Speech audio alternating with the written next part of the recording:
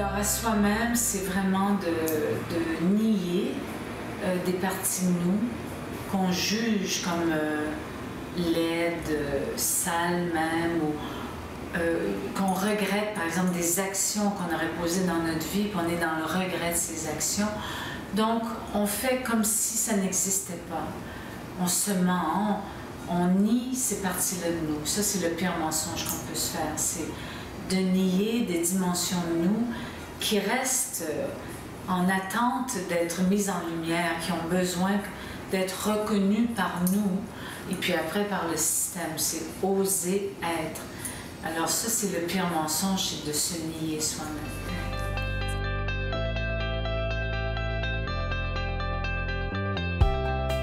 Oui, définitivement.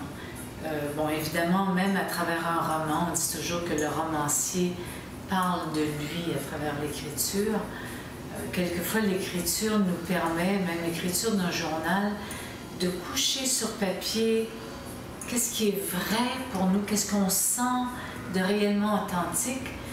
Puis évidemment, après, je peux fermer mon journal puis amener une façade. Mais au moins, je me suis entendue, écoutée, lue.